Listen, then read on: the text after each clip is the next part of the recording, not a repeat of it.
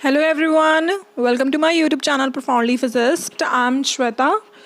So आज की video है regarding MCQs marathon which we were doing और आज है इसका पार्ट 3 जिसमें हम डिस्कस करेंगे यूनिट वाइब्रेशन एंड वेव्स के MCQs. ऑल्दो जब मैंने आपको ये यूनिट करवाई थी तो मैंने जब वो टॉपिक डिस्कस किया है, जो भी पर्टिकुलर टॉपिक हमने डिस्कस किया अलॉन्ग विद दैट उसके जो भी इंपॉर्टेंट क्वेश्चंस फॉर्म हो रहे थे हमने वो भी डिस्कस किए हुए हैं. एंड इसके अलावा देखोगे आप 2 वीडियोस वाइब्रेशंस के MCQs की एंड 1 वीडियो जो है वेव्स के MCQs की that is also present on the channel. तो आप उसको भी ज़रूर जो है सॉल्व कीजिए. Watch that videos as well because I suggest as exam is approaching I want कि आप कोई भी MCQ स्किप ना करो. ठीक है, each and every MCQ discussed on this channel आप उसको ज़रूर खुद सॉल्व करके देखो एक बार. सो शुरू करते हैं फिर आज की वीडियो जो कि है वाइब्रेशंस एंड वेव्स के MCQs पर based. So question number first is the total energy of a particle executing simple harmonic motion is. तो जो टोटल एनर्जी है पार्टिकल की which is executing simple harmonic motion, how it is related to displacement. First option उन्होंने बोला है directly proportional to displacement.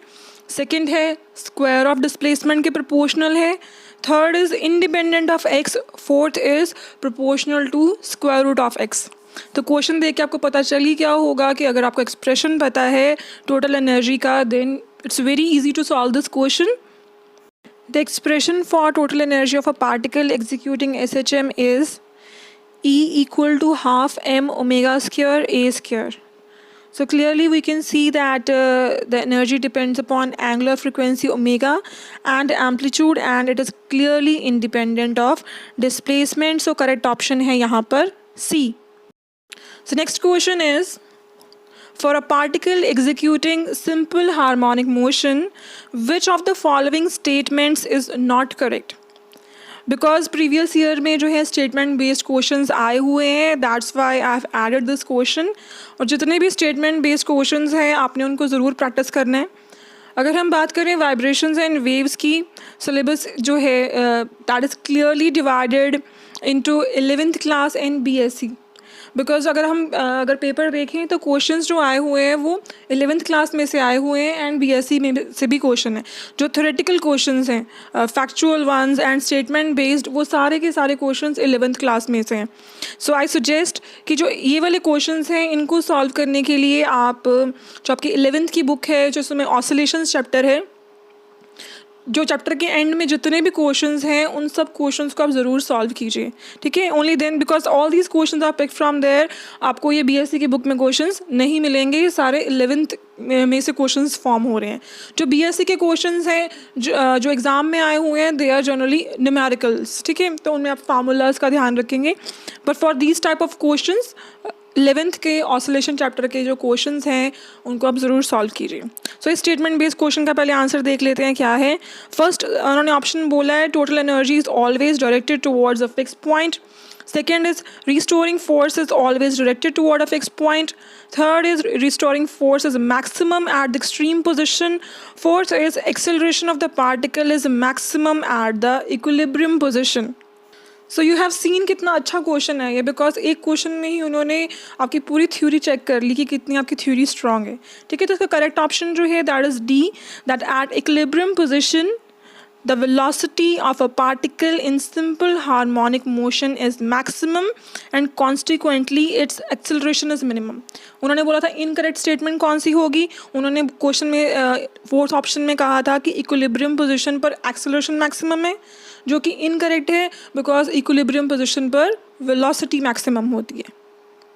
Next question is for small amplitude of oscillations, potential energy curve with respect to a distance traveled from equilibrium position is.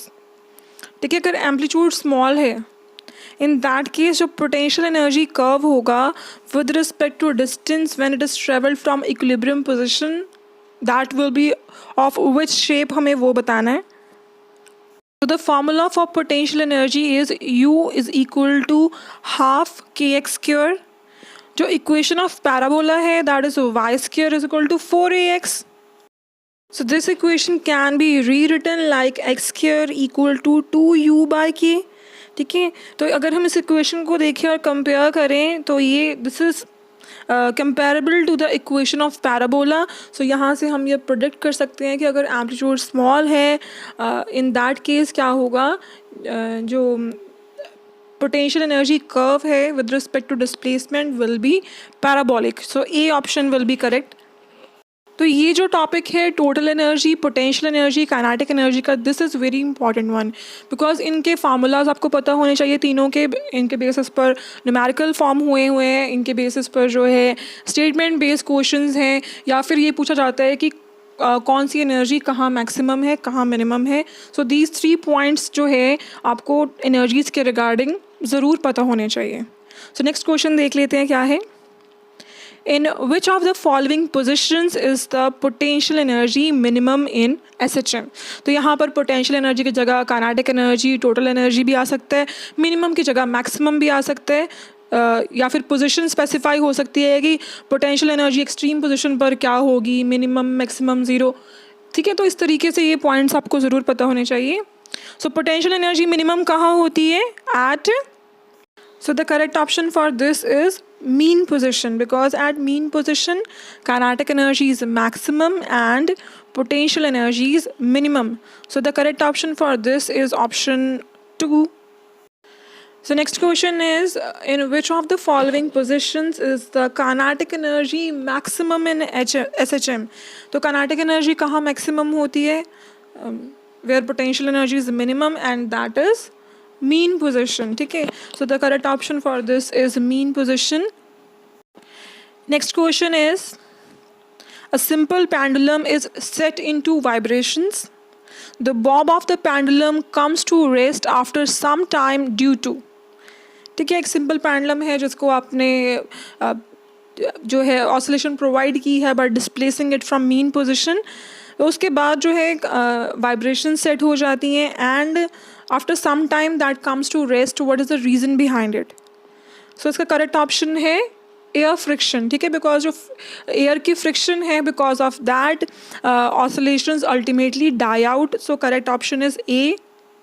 Next question is resonance is an example of. First option है tuning fork, second is a forced vibration, third is a free vibration, fourth is damped vibration. So the correct option for this is tuning fork. ठीक है, जो A है this is the correct option. तो आपको वो experiment याद ही होगा, sonometer experiment जो हम करते हैं with the help of tuning fork. और जब फ्रीक्वेंसी जो है ट्यूनिंग फॉर्क की मैच कर जाती है, इन दैट केस जो हम राइडर बनाकर डालते होते हैं वायर के ऊपर, दैट राइडर फॉल्स. ठीक है ना, एक्सपेरिमेंट आई होप आप सबको याद ही होगा. सो वहाँ पर जो है राइडर कब फॉल करता है? जब ट्यूनिंग फॉर्क की फ्रीक्वेंसी जो है that matches with the frequency of the rider जो है जिससे वो वाइब्रेट कर रहा है, and ultimately it falls. So ये ट्यूनिंग फॉर्क जो है it is an example of resonance. So option A correct है. Next question is two mutually perpendicular simple harmonic vibrations have same amplitude, frequency and phase. When they superimpose, the resultant form of vibration will be. So which option will be correct for this? So y1 is equal to a1 sin omega t and y2 is equal to a2 sin omega t plus 0 आएगा because question में बोला है कि phase जो है that is same. सो यहाँ पर अगर हम इसको देखें, स्क्वायरिंग एंड एडिंग करें, then we get this equation, and this is the equation for straight line. ठीक है, तो यहाँ पर जो करेक्ट ऑप्शन होगा that will be option C which is straight line. Next question is the resultant of two rectangular simple harmonic motions of same frequency and unequal amplitude but differing in phase by pi by 2. तो यहाँ पर उन्होंने frequency बोला है that is same, जो amplitudes हैं they are unequal, और यहाँ पर जो उनमें फेज डिफरेंस है दैट इज़ पाई बाय 2. सो हमें यहाँ पर बताना है कि अगर इस तरीके की जो दो SHM है इफ़ दे सुपर इम्पोज, तो यहाँ पर कौन से जो है किससे वो मैच करेगा? सिंपल हार्मोनिक होगा, सर्कुलर होगा, एलिप्टिकल या फिर parabolic? So the first equation is y1 is equal to a1 sine omega t. Sine omega t will be equal to y1 upon a1. This is the first equation. Then the second equation y2 will be equal to a2 sine omega t pi by 2 because phase difference of pi by 2 is mentioned in the question. So a2 अब यहाँ पर क्या है sine ए plus B का आपने formula यहाँ पर apply कर देना है sine A cos B plus cos A sine B. So y2 will be equal to a2 cos omega t.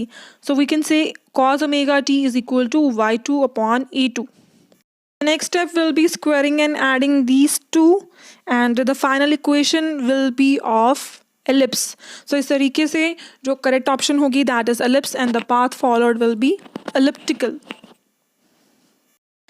Next question is again regarding energies. तो यहाँ पर टोटल एनर्जी की बात है.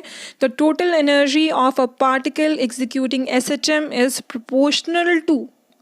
तो जो टोटल एनर्जी का एक्सप्रेशन है आपको एक्सप्रेशन पता होना चाहिए एज आई सेड अर्लियर. तो बस आपको उस एक्सप्रेशन के बेसिस पर बताना है कि कौन सी ऑप्शन करेक्ट है.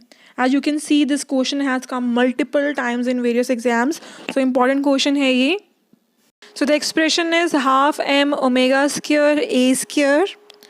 फर्स्ट ऑप्शन यहाँ गलत होगी because it says displacement from equilibrium position but यहाँ पर एक्सप्रेशन में तो एक्स प्रेजेंट ही नहीं है. सो फर्स्ट ऑप्शन यहाँ गलत है. Second says frequency of oscillation. यहाँ पर ये सही हो सकता था लेकिन फ्रीक्वेंसी पर तो डिपेंड कर रहा है बट लेकिन फ्रीक्वेंसी का स्क्वायर भी है. So they should mention it कि it is proportional to square of frequency of oscillation. अगर स्क्वायर लिखा होता तो ये ऑप्शन सही होनी थी लेकिन अभी ऑप्शन है गलत. उसके बाद थर्ड है velocity in equilibrium position. Velocity पर तो डिपेंड ही नहीं करता सो ये ऑप्शन भी हो गई गलत. So last option is square of amplitude of motion. So this option is correct because A square is present. So D option जो है वो करेक्ट है. So the next question is a particle is vibrating in a simple harmonic motion with an amplitude of 4 centimeter. At what displacement from the equilibrium position is its energy half potential and half kinetic? So amplitude mentioned है हमें 4 centimeter. हमें वो displacement बतानी है from the equilibrium position where the energy is half kinetic और half potential. So यहाँ पर जो है हमने kinetic energy and potential energy को इक्वल कर दिया. दोनों के एक्सप्रेशंस को जो है हमने यहाँ पर इक्वेट कर दिया है. So next what we get 2x square is equal to a square. a जो है क्वेश्चन में हमें 4 दिया हुआ है. 4 का स्क्वायर हो गया 16. x स्क्वायर आ गया 8 के इक्वल और x जो है that is equal to 2 square root 2 which is option D. Next question is Which one of the following is a simple harmonic motion? So यहाँ पर आपको 4 examples mentioned हैं and आपको जो है बताना है that which example is of simple harmonic motion. So the correct one for this is wave moving through a string fixed at both ends. जब जो है दो ends fixed हैं then जो उसमें string में जो waves develop हो रही हैं they are simple harmonic waves. ठीक है, सिंपल हार्मोनिक मोशन वो एग्जीक्यूट कर रही हैं. सो इस क्वेश्चन का करेक्ट ऑप्शन है ए. सो नेक्स्ट क्वेश्चन है this kind of damping stops the oscillation in shortest possible time. So shortest possible time means minimum possible time में when the system returns to the equilibrium position that happens in which kind of damping. So the correct option for this is critical damping. ठीक है, critical damping जो है वो correct है. Next question is which of the following waves cannot be polarized? तो इनमें से कौन सी waves जो हैं जिनको हम polarize नहीं कर सकते हैं? रेडियो, अल्ट्रासोनिक, माइक्रोवेव या फिर अल्ट्रावायलेट रेज वेव्स. सो जो यहाँ पर रेडियो वेव्स हैं, माइक्रोवेव्स हैं या यूवी वेव्स हैं they all are electromagnetic waves जो कि होती हैं ट्रांसवर्स नेचर की. तो हम सबको जो है हम पोलराइज कर सकते हैं लेकिन जो बी ऑप्शन है विच इज़ अल्ट्रासोनिक. तो अल्ट्रासोनिक क्या होती हैं? Sound waves which are longitudinal and which can not be polarised. So the correct option for this is option B ultrasonic. Reason पता चल गया ना, क्योंकि अल्ट्रासोनिक वेव्स जो हैं वो साउंड वेव्स हैं, साउंड वेव्स लॉन्गिट्यूडनल होती हैं और हम सिर्फ ट्रांसवर्स वेव्स को ही पोलराइज कर सकते हैं।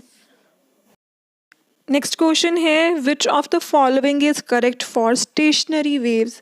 तो स्टेशनरी वेव्स के लिए यहाँ पर कौन सी स्टेटमेंट जो है वो करेक्ट है। फर्स्ट है between two nodes the amplitude of wave is constant. Second है the two waves producing the stationary waves must be 180 degree out of phase. Third है the separation of the nodes for the second harmonic is double the separation of nodes for first harmonic. Fourth है between two nodes all part of the waves vibrate in phase.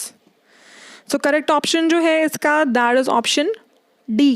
Between two nodes all parts of the wave vibrate in phase.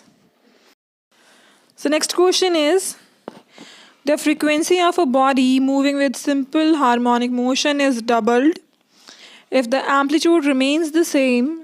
Which one of the following is also doubled? Frequency जो है उसको double कर दिया है, amplitude same है और हमें बताना है among these which of the other quantity will also get doubled. Options are time period, energy, total energy, maximum velocity and maximum acceleration. So अगर हम फर्स्ट ऑप्शन चेक करें which is of time period, time period and frequency जो हैं they are inversely related. तो अगर हम frequency को double करेंगे तो इन दैट केस जो है टाइम पीरियड हाफ हो जाएगा, डबल नहीं होगा. सो फर्स्ट ऑप्शन तो हो गई यहाँ पर गलत. Second option is total energy and it is related to square of frequency. तो यहाँ पर अगर हम फ्रीक्वेंसी का डबल करते हैं अगर उसको, then energy will become 4 times. तो ये ऑप्शन भी गलत है because it is not getting doubled, rather than that it is getting 4 times. So let's check third option which is the maximum velocity. So the maximum value of velocity is plus omega a. और यहाँ पर देखो अगर आप frequency double करोगे then velocity will also get doubled. तो मिल गई हमें हमारी correct option which is C, the maximum velocity. Next question is which of the following differential equations represents a damped harmonic oscillator. तो यहाँ पर जो है कौन सी इक्वेशन हमें ये बता रही है that it is an equation of damped harmonic oscillator and the correct option for this is option B. Because यहाँ पर D square Y by D T square के साथ plus gamma D Y by D T term भी है which is due to damping. Next question is the damping force on an oscillator is directly proportional to velocity. The units of the constant of proportionality are. तो इसका answer तो question में ही है because it is been said damping force is proportional to velocity. When we will remove the proportionality sign then we will get a damping constant R. So R क्या हो जाएगा F upon V. जो force है उसकी units होती हैं kilogram metre पर second square. Velocity की यूनिट क्या है मीटर पर सेकेंड. मीटर से मीटर कैंसिल हो गया, एक सेकेंड स्क्वायर से एक सेकेंड स्क्वायर कैंसिल हो गया and what we get kilogram per second which is option C. तो यूनिट्स आप खुद पुट करके देख लेना, कैंसिल हो जाएगा एंड आंसर सी आएगा इस केस में. Next question is the phenomenon of increase in amplitude when driving force is close to natural frequency of the oscillator is known as. तो इंक्रीज इन एम्पलीट्यूड होने लग जाता है जब जो ड्राइविंग फोर्स है that is close to the natural frequency of oscillator, और उसको हम क्या टर्म करते हैं. The correct option for this is option C, resonance. Yes, resonance के केस में increase in amplitude होता है and when it happens जब जो driving force हमने जो अब external driving force which we have provided to the oscillator, it is close to the natural frequency which is omega of the oscillator. So the correct option for this is C, resonance. Next question is in the ideal case of zero damping the amplitude of simple harmonic at resonance is. तो ये जो हमने previous question किया है बस उसी की ही language को मॉडिफाई किया गया है कि रेजोनेंस पर व्हाट हैपन टू एम्पलीट्यूड। तो अभी हमने जो क्वेश्चन किया उसमें हमने क्या देखा कि when the frequency which is the driving force is close to the natural frequency of oscillator which is the case of resonance, in that case amplitude increase कर जाता है। लेकिन यहाँ पर उन्होंने आइडियल केस ही कंसिडर कर लिया कि जब ज़ीरो डैम्पिंग है। तो जब ज़ीरो डैम्पिंग है, in that case when omega is equal to omega dash, frequencies exactly match हो गई हैं, उस केस में एम्पलीट्यूड इंक्रीज होते होते इनफाइनाइट हो जाएगा। ठीक है, तो correct option for this is option B, infinite. Next question is what determines the natural frequency of a body. So the natural frequency of a body is determined by, that is option D, elastic properties and dimensions of the body. Right? तभी हम जो है frequency की जब हम बात करते हैं, then we talk about elasticity and inertia. ठीक है, वो सब factors सभी आते हैं because of the elastic properties and dimensions of the body, which determines the natural frequency of a body. So the correct option for this is option D.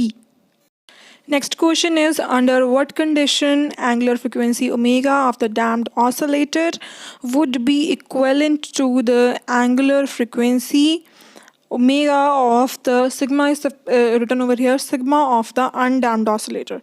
So basically हमें बतानी है वो condition in which the angular frequency of damped oscillator is equal to the angular frequency of undamped oscillator. ऐसा कब होता है, दोनों omega जो हैं डैम्ड एंड अनडैम्ड के, कब वो इक्वल हो सकते हैं, कौन सी कंडीशन होगी वो।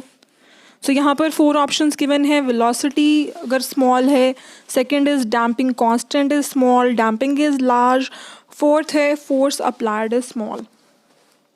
सो डैम्ड अनडैम्ड के इक्वल कब होगा, जब डैम्पिंग कम होगी। This is the only possible case. ठीक है, सो यहाँ पर जो करेक्ट ऑप्शन है वो बी है, जब डैम्पिंग कम होगी, मीन्स जब damping constant B is small, in that case frequency of undamped will be equal to the frequency of damped. तो करेक्ट ऑप्शन कौन सा है यहाँ पर, B. So next question is, the restoring force in a simple harmonic motion is dash in magnitude when the particle is instantaneously at rest. जब particle जो है it is executing simple harmonic motion, तब वो instantaneously rest पर आता है eight extreme position. ठीक है, तो ओवरशूट कर जाता है मीन पोजीशन को, एक्सट्रीम पोजीशन पर जाकर मैक्सिमम एम्पलीट्यूड अचीव करके वहाँ पर कुछ रेस्ट होती है at that instant, and then it comes back toward the mean position. अगर उसके पास और एनर्जी है तो फिर से वो मीन पोजीशन को ओवरशूट कर जाएगा and go toward the another extreme position. तो यहाँ पर जो फोर्स बॉडी को एक्सट्रीम पोजीशन से वापस मीन पोजीशन तक लेके आ रही है, दैट इज़ रिस्टोरिंग फोर्स। तो जब पार्टिकल इंस्टेंटेनियसली रेस्ट पर है at either of the extreme position, in that case restoring force is maximum, क्योंकि दैट कम्स इनटू एक्शन। और वो एक्सट्रीम पोजीशन पर है, रिस्टोरिंग फोर्स मैक्सिमम है, और वो क्या करेगी, it will bring the body back to the mean position. लेकिन अगर एनर्जी ज़्यादा है फिर एक्सट्रीम ओवरशूट कर जाएगा toward the extreme position. But the correct option for this is B, maximum. Next question is, energy is supplied to the damped oscillatory system at the same rate at which it is dissipating energy, then the amplitude of such oscillations would become constant. Such oscillations are called. ठीक है, अगर यहाँ पर जो है amplitude constant ना होता, ठीक है, तो उस केस में we can say they are damped oscillations. लेकिन यहाँ पर देखो क्या है, उतनी ही जो है सेम रेट पर एनर्जी सप्लाई की जा रही है जितने पर वो डेसिपेट हो रही है, और एम्पलीट्यूड को कांस्टेंट मेंटेन किया गया है। सो डेफिनेशन से ही वी कैन जज these oscillations are maintained oscillations, which is option D. So the last question is, the amplitude of SHM at resonance is in the ideal case of zero damping. I guess we have discussed this question earlier also. So in the case of ideal case of zero damping, amplitude becomes infinite. ठीक है, तो यहाँ इसका जो correct option है that is D, infinite. So that's all for today. और इसके अलावा जो हमने vibrations and waves की MCQs की 3 वीडियोज़ हैं, सो उन तीनों का जो लिंक है that you will get in description, आप उन वीडियोस को भी देखिए. Practice as much as MCQs you can, because जितना ज़्यादा आप प्रैक्टिस करोगे MCQs उतना ही आपको पता चल सकेगा कि इस पर्टिकुलर टॉपिक में किस तरीके के MCQs फॉर्म हो रहे हैं, क्वेश्चन की लैंग्वेज क्या होती है, जो थ्योरी से आप कितना, जो आप थ्योरी पढ़े हैं आप उसको कितना आपने जो है उसको अप्लाई किया है कि आप MCQs को सॉल्व कर रहे हैं. सो ज़्यादा से ज़्यादा आप लोग प्रैक्टिस कीजिए. एंड ठीक है, so thank you for watching my video. And if today's video is useful for you, you have enjoyed it, then definitely give press the like button. और उसके अलावा आप शेयर कीजिए इस वीडियो को अपने फ्रेंड्स के साथ. And if you are watching my channel for the first time, then please subscribe it. Thank you.